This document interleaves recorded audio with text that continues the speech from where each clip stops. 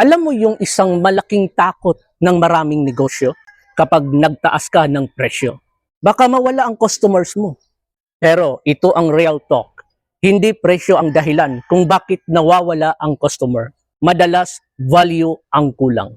Kaya ngayon, pag-uusapan natin, paano ka magtataas ng presyo na hindi umaalis ang customers mo?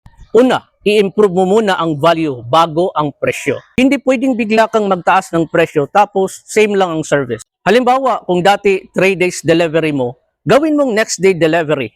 Kung dati basic support lang, magbigay ka ng priority support. Ang mindset dapat ganito, hindi ako nagtaas ng presyo, dinagdagan ko ang value. Pangalawa, i-explain mo kung bakit may price increase. Ito ang mali ng maraming negosyo. Nagtaas lang sila ng presyo, walang explanation. So anong iisipin ng customer? Mukhang gusto lang kumita. Pero kapag sinabi mo, para mas mapaganda pa namin ang quality ng service, nag-upgrade kami ng system at team. Hindi na siya mukhang price hike, mukha na siyang service upgrade. Pangatlo, reward mo ang loyal customers.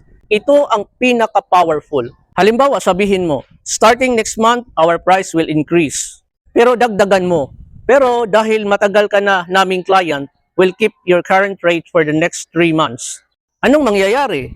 Instead na mainis, ma-appreciate ka pa nila. At tandaan mo ito, people don't stay because you are cheap. They stay because they trust you. Kaya kung balak mong magtaas ng presyo, tanungin mo lang sa sarili mo, mas gumanda ba ang value mo? Mas malinaw ba ang communication mo? At naaalagaan mo ba ang loyal customers mo? Kapag oo ang sagot mo sa tatlong yan, hindi mawawala ang customers mo. Sa totoo lang, mas lalo pang dadami.